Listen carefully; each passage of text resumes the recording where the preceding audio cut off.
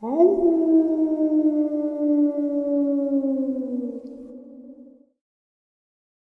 salutations, everyone. I hope everyone is still doing well, and welcome to this early morning, middle of the night bonus upload. Before we jump into it, a couple quick links. As many of you know, I rely on Patreon, PayPal, channel membership, and the merch to help the channel to continue to grow and go. Links to Patreon, PayPal, and channel membership is in the description below. Merch displayed directly under the video. Also, Dogman Frightening Encounters, Volume 1 through 3, the audiobook versions. They were written and researched by Tom Lyons, narrated and produced by me, Jeff Nadolny. Those audiobooks are available on Audible, Amazon, and iTunes, links to which are also in the description as well. And finally, last but definitely not least, if you'd really like to help support the channel to continue to grow and go, simply subscribe. It does not cost a cent. Click the like button, takes half a second. If you don't want to miss out on any of the informative uploads I put out daily, click the bell icon, and folks, please leave a comment and share the video. Why? Well, because all of these things do help this channel to continue to grow and go. They definitely do matter and are appreciated. And with that, I have taken far too much of your time. Let's jump into this early morning, middle of the night bonus upload, shall we? Today's first encounter. To start off, I've never been a firm believer in anything paranormal. After this, I can no doubt believe in things that cannot be explained. And this is my bone-chilling experience. The experience happened in 2020 during the pandemic. As everyone knows, the world shut down and everyone and everything was on lockdown. As for me, I got a lot of time to practice what I love, and that was baseball. I live in Montana, close to Glacier National Park. I was 17 at the time, and to put it into perspective, I am 6'4", and have a pretty good build, but I'm a gentle giant, and I get paranoid easily. I know, right? Big guy that gets scared easily. My family has a huge backyard, 78 acres of dense forest, and in those acres, there's a shooting range, some ATV trails, and a small creek. So I am no stranger to being outside and exploring the woods. One afternoon, I'd say 4-ish, I'm out riding my ATV on one of our made trails. I saw something dart from the corner of my eye as I turned a bend. I slowed the ATV down and looked in the direction that I saw the movement. Then I noticed the only sound I heard was the ATV. Me being a curious fellow, turned the ATV off and listened, as it was dead silent. I swear the forest was on mute, and that's when I heard it. Footsteps crunching leaves and sticks. These were slow, heavy footsteps, but it was purposely trying to be quiet.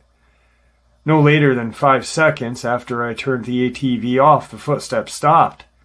And growing up outdoors and in the woods, when it goes dead silent, not even the bugs are heard, it means something is on the prowl.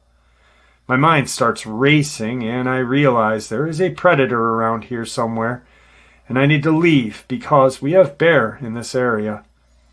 We have seen plenty of bear on the property, and I was in no mood of dealing with one. Right as I was about to turn the key on the ATV and start it up, I heard a singular tongue click sound as if it was whatever it was trying to get my attention. Hell no, I muttered, turned the key and sped out of there as fast as the ATV could go. Sadly, this is the beginning of the experience. I sped home, ran straight inside, and told my mom who was cooking dinner. She paused and looked at me with the most confused look ever. I knew she didn't believe me, but I asked, what could it have been? Because there is no way a bear could make a tongue-clicking sound and walk on what sounded like 2 feet. My mom just brushed it off and said, maybe you're imagining, or maybe it was your exhaust popping from your ATV.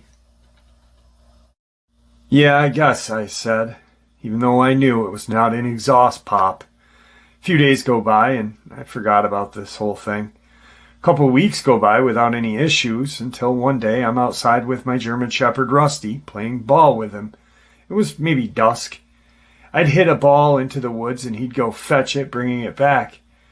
On one of these hits, he runs for the ball and just stops dead in his tracks, staring into the woods. His ears are twitching. I'm confused at his sudden behavior, so I call his name maybe 4 times. He doesn't budge. He just stands there staring at something in the woods. Then, here's where shit hits the fan. He suddenly backs up slowly and starts growling and baring his teeth, snarling and going berserk.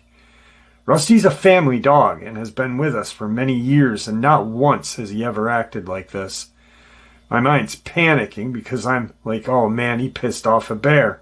So I start running over to him, making loud noises to see if I could scare off this bear or whatever.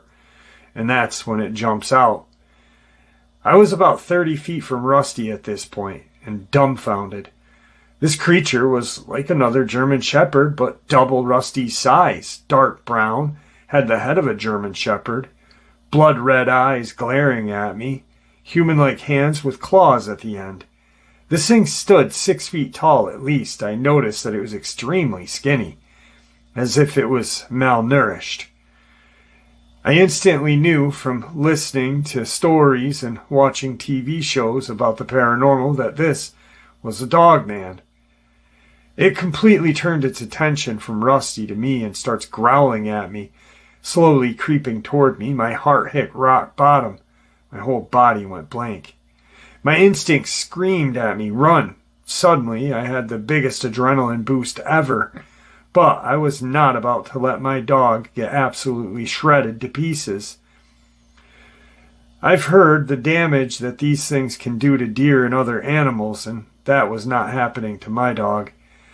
Then it charged at me, snarling. It covered 15 feet in 2 steps. This thing had such rage and hatred. Then, out of pure adrenaline, I just swung my metal bat, still in my hands, as hard as I could, and connected with its head. Let me tell you, when I hit that Dogman or werewolf thing in the face, I knew I racked up something in its head. It was a loud clunk as it staggered backward, almost falling over. Then Rusty attacked and bit its arm. It let out a howl. It smacked Rusty, sending him flying maybe 10 feet in the opposite direction. Seeing Rusty on the ground, I had another adrenaline boost, this time filled with anger also, and I again swung this metal bat, this time with a noticeable dent in it again at its face, connecting. This time there was another clink and a small crack.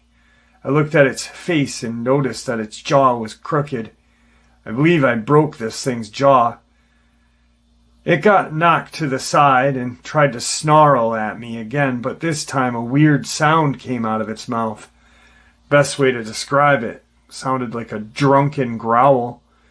It even seemed surprised that it sounded different. It kind of paused and had a humanoid look of confusion on its face, shook its head, realizing the damage. Then its blood-red eyes stared right into my soul, and I saw the rage only build inside of it. I knew the bat was no match. I raised it up again and swung, but, thank the heavens above, there was a gunshot and the beast was hit with a .30 caliber round from my dad's custom hunting rifle. I snapped my head back toward the house to see my mom with a rifle in her hands, aiming another round as she screams, "Get back!" as she unloads another round, this time hitting it in the leg. It howls a painful, forced howl as it turns and tries running back into the forest. I sprint over to Rusty and pick up this huge dog and sprint back to the house, my mom scanning the tree line and backing up to the house. We go inside and lock all the doors and windows as she runs up to me and hugs me, praising the Lord, saying she saw the whole thing, and ran and grabbed my dad's rifle out of the gun safe and ran outside just in time to shoot. I examined Rusty while my mom was watching the tree line. Rusty had nothing major, a cut on his shoulder, and that was about it. My mom called the police and told them everything about what happened when they arrived. I broke down, letting all my emotions flow freely, and, to our surprise, They said they've had calls about a weird, tall, skinny dog that has been running around the town lately. We called my dad and explained the whole thing. He left work early.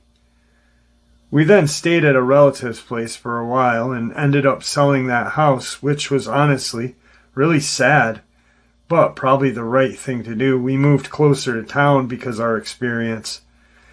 I am now positive that things exist that we do not understand. And everyone, please be careful if you live next to the woods.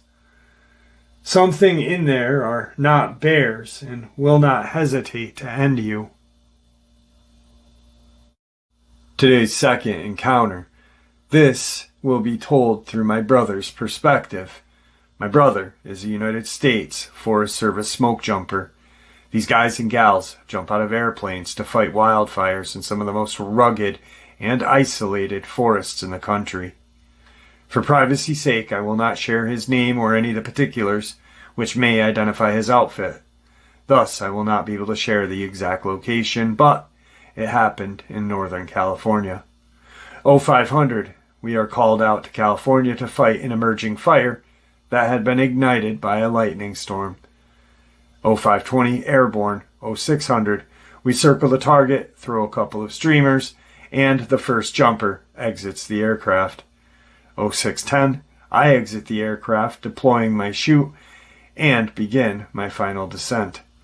0615, successful landing, pack my parachute, and spot the next jumper, my partner. This fire had jumped up the canyon very quickly due to high winds, which drew it up through the draw. At this point, the fire was 20 to 30 acres and 0% contained. The new wind patterns threatened to double the acreage within minutes. We were digging fire breaks in an attempt to redirect the flames. It was around this time that my jump partner signaled for me to come and take a look at something. I approached his position and immediately smelled a dead animal burning. Sad though it is, this is not uncommon. I met my partner and he pointed up the tree. I looked up and saw a large smoldering mass. Due to the size, I thought it was a bear, but when I looked through my binoculars, I could see that this creature had hands and legs with feet. At this point, I knew that it was a Sasquatch, even though I had never seen one before. It was the only thing that would match the description of what we were seeing. The tree in question was in the canyon the fire had jumped, and we figured the Sasquatch had been trying to escape the fire by running up the canyon and had climbed the tree once the fire jumped. We called it in, and we were instructed to evacuate the area. As we were leaving, I could hear something crashing through the brush before us. In a matter of seconds, a second Sasquatch emerged from the trees. It came to a stop 40 yards in front of us, looking right at me, and let out this god-awful scream. Its eyes were full of rage, and I was definitely in fear for my life at that point. The plane carrying a fire retardant flew overhead and deployed its load, which distracted the Squatch. It took one last look at us before pivoting and continuing crashing through the brush to our right away from the fire. The entire encounter lasted 20 seconds, but we figured that the two Squatches were mates or friends and had been caught off guard by the changing wind patterns. It appeared that the second Sasquatch had escaped the canyon and then had looped back down to try to find its mate, only to discover them dead in a tree with the two of us in close proximity. As per the physical description, I would say this thing was 7 to 8 feet tall and very muscular, reminiscent of a gorilla. Its fur was a light brown with the exception of its face, which did not appear to have any hair. Its nose was flat and wrinkled, and its mouth was open, revealing teeth also similar to that of a gorilla or a baboon. We were debriefed by a high-ranking Forest Service official, and he looked us dead in the eyes and said, "You boys saw a bear." I refrained from sharing this experience because 1, I knew no one would believe me. 2, I was scared that if this got out, I would be jeopardizing my good standing with the Forest Service. For this reason, I decided to share with anonymity. and with full knowledge that people still probably won't believe it. But these creatures are out there, and they are affected by these wildfires as well. Thank you for letting me share. Today's third encounter. This takes place on my grandparents' property up in the Colorado mountains, a couple of hours outside of Denver. My grandparents lived in a decent-sized cabin in the smack-dab middle of the woods. They have about 168 acres of forest they own. I was 19 at the time and decided to go hunting since deer were in season, and I was honestly really excited to go hunting. It was around 9 in the morning, and after breakfast of pancakes and eggs, I packed a small backpack and told my parents and grandparents I was going out to see if I could bag a deer. They said okay and let me on my way. To give some info, I'm maybe 6 foot, 180. So I'm by no means a small guy. I took about 30 minutes to walk to my tree stand as I was trying to be quiet. It was freezing out. Maybe 10 degrees with the wind chill. I arrived at my stand and took the ladder up and sat in my tree stand. I was in a very good spot because I was high enough to see around me, and I was partially covered by leaves and branches.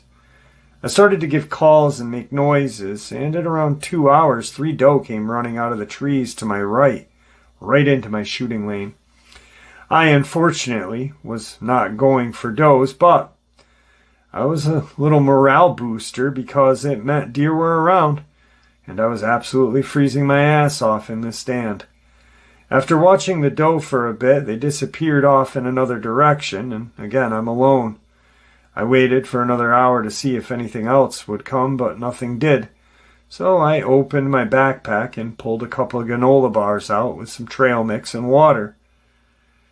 I finished my snack, sipped some water, and in the middle of my drinking my water, a big 8-point buck came trotting through the trees.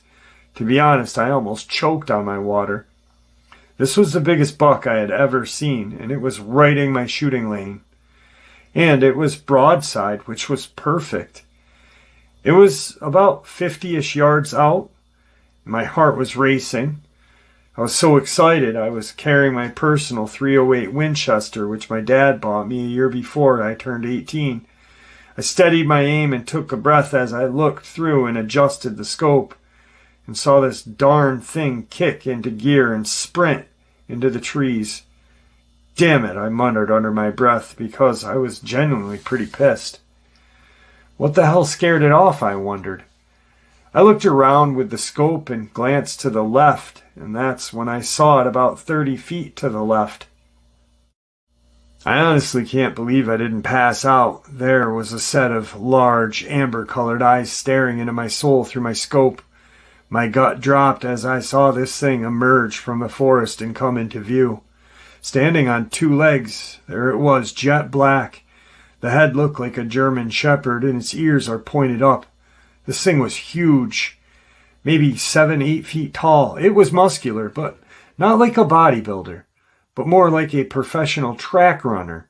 Its legs were skinny and dog-like. It was very defined, and its arms were lanky but ended in claws. Then I saw its lips curl back, showing me its canines snarling. I wanted to leave. I wanted to get out of here, but I couldn't stop looking at it. It was fixated on me, and I was fixated on it. I was cold, and my blood felt like ice coursing through. I was shaking, my thoughts ran through my mind, and I realized my .308 would probably not do me any good. This thing would shred me to bits. As if my mind and soul were not shattered enough already, this thing started slowly walking toward my stand. It got about 25 feet away, just staring at me. Words cannot describe the fear nor terror I was feeling at that point. It gave me a "you're lucky you didn't shoot that deer, you'd be next" look. It then growled this really low, grumbly, loud growl. The best I can describe it is an alligator, but longer, not as throaty, and like a dog doing it. I was sweating so bad, my heart was pounding so hard, I thought I was going to explode. Then it gave out this kind of snort, turned around with a swift motion, got onto all fours, and ran in the direction of the buck. I sat there for 30 minutes watching and waiting because there was no way I was getting down from the stand right after watching it run off. I finally got enough courage and sprinted home as fast as I could. I told my parents and they didn't believe me. My grandparents, on the other hand, pulled me aside after and said they had seen it too. They haven't seen it in a couple years, but they knew it was out there. I've been back several times and never saw it again, nor do I want to. I think to myself as being insanely lucky, and that day it was hungry for that deer, not me. A warning for those who go out into the woods. There are some things in those woods that cannot be tamed, so please stay alert and be careful. Today's fourth encounter. This experience happened back in mid-October of 2016. Me and a friend were out deer hunting along the ridges of North Hector, Arkansas.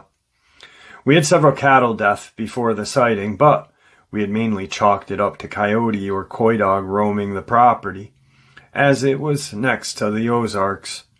This wasn't uncommon, as we expected livestock death during the fall due to the high amount of predators in the area. Me and my friend, who was more like a brother, Lee, had gotten out of our classes early, so we rode out to the ridge that we called T Hill to check my family's cattle and maybe hunt for some game that evening, if we saw anything. Usually the cattle would be grazing and you could spot deer around the fence lines that touched the hardwood flats. Everything seemed normal except the cattle were not in their normal area out on top of the ridge. Instead, they were hiding in the lower thickets. Watching a cow pace around one of the streams that trickled down the ridge. Now these streams were never over 6 to 7 inches deep, and that was only if we had a downpour. I kept the cow at bay while Lee drove his ATV a little closer to the stream before waving me over. In the stream was one of our young calves dead, but it wasn't mauled like it would have been if a coyote had killed it. We both shrugged it off. It must have gotten weak and drowned in the small stream. A few days later, we had a weekend off and went hunting along that ridge. Lee managed to harvest a good-sized deer. I went to go help him drag it out. This is whenever we saw it. It was grayish color, stood up from the bramble thicket in front of us and let out this low, deep rumble. Lee was maybe 5'10". I'm about 6 foot at the time. But this thing was at least a foot taller than me. Instantly, we both unsighted our rifles and fired at it. The beast stumbled as Lee's .306 and my .350 struck it. It screamed as we watched blood bubble from its chest and diaphragm. It didn't drop, and we knew we had to keep firing or we were going to end up being a meal. We fired again and again before this thing ran screaming from the woods, for the woods, and off into the ridgeline.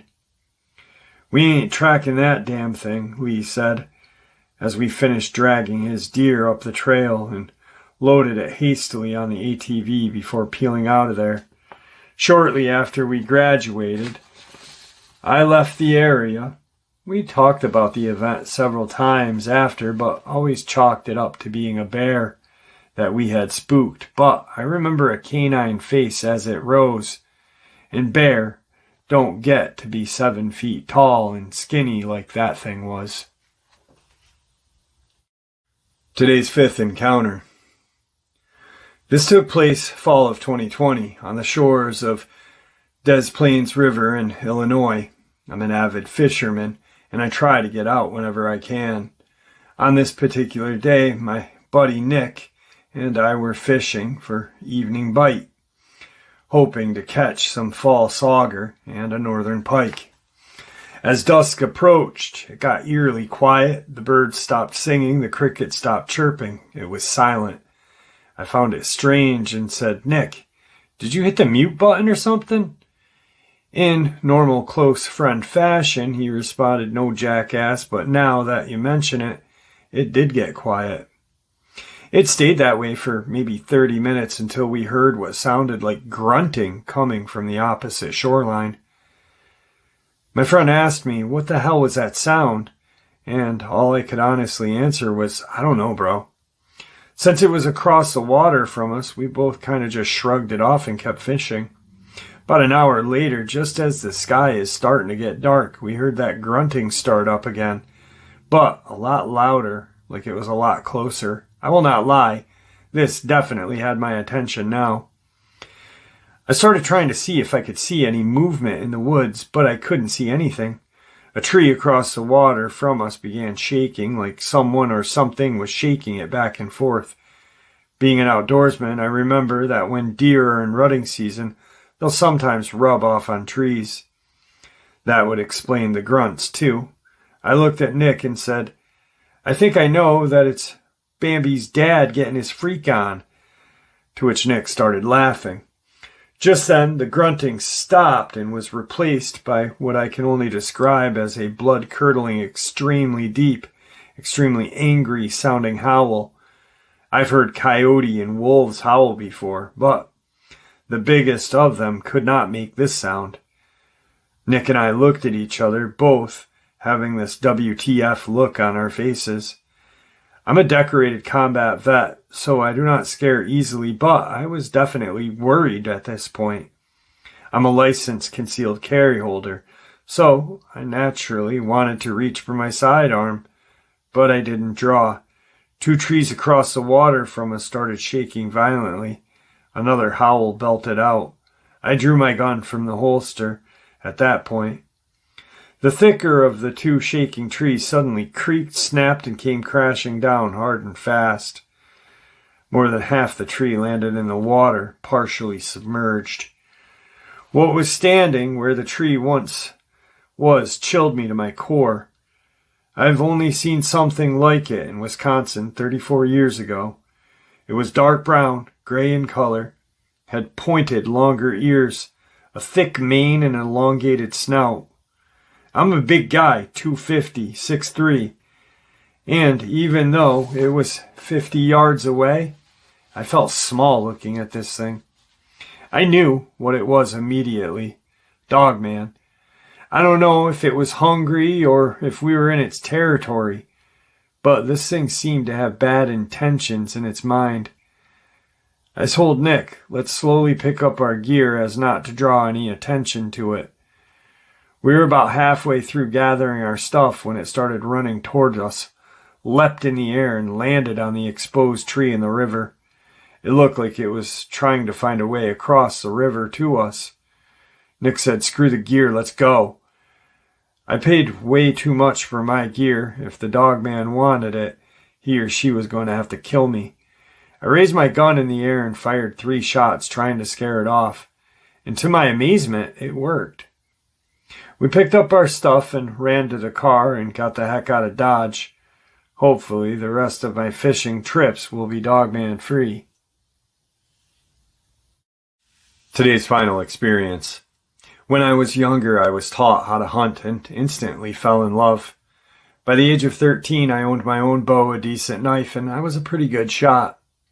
By the time deer season was coming around, my cousin and I were both excited for an upcoming hunting trip we had planned to southern Illinois. When we arrived at the hunting lodge, we unpacked our belongings and began prepping for the next day's hunt. We were going deep into a part of woods where big buck were caught on trail cam.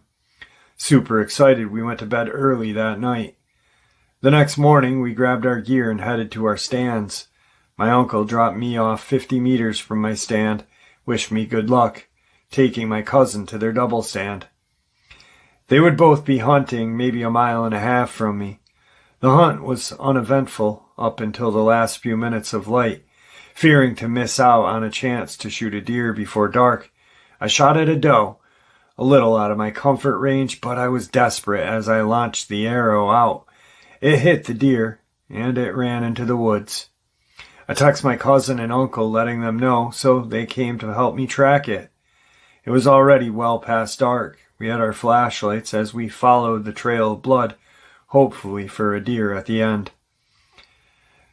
Eventually we came to the dead end, where there was a large puddle of blood, then nothing, no sign at all.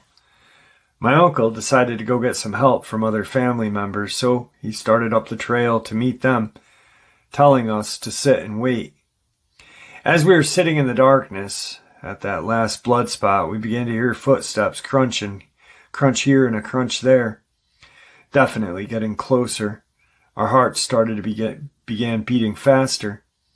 I felt fear lift into my throat as I grabbed an arrow and knocked my bow. As my cousin drew his knife at his hip, we were both staring into the darkness. Then crunch from there to here, getting closer each time. Finally, we thought surely this was close enough. My cousin turned his flashlight on in the direction of the noise. Before the light could completely engulf the creature, we saw 2 yellow eyes reflecting the light, maybe 6.5, 7 feet off the ground, just to immerse itself back into the darkness. We both got a little closer, scared, not able to speak to each other, as we heard the crunch of this thing encircling us. Thinking this thing was surely going to attack us, we got ready for a fight. When, up the hill, we hear voices and can see lights, as my uncle and 2 other family members, all carrying guns, came and found us shaking, terrified. They only shrugged it off and asked where the last blood was. We told them we looked on for more blood or the deer and found nothing. My cousin and I, still afraid, would not leave our uncle's side. Eventually, giving up, we returned to the lodge, and we both decided we didn't want to go out hunting the next morning. I've hunted since and still love the woods, but I am always extra careful at night and always carry a firearm with me. I still don't know what it was, but I hope I never find out. And there you have it, folks. I hope you all enjoyed this early morning, middle of the night bonus as much as I enjoyed sharing it with you. And I'd like to thank you all for supporting this channel. After all, it is your support that helps this channel to continue to grow and go, and what gives us all a place and a chance to share our experiences and theories, judgment-free. Everyone is simply treated with the respect that we deserve. Please, everyone, stay safe, happy, healthy, and ever vigilant, keeping an eye on our children, pets, family, and our friends. These creatures are real. These events have happened. Share this information with those you love and care about, and it may just help save their lives someday. Until next time, never stop asking questions, never stop searching for the truth, and God bless you all.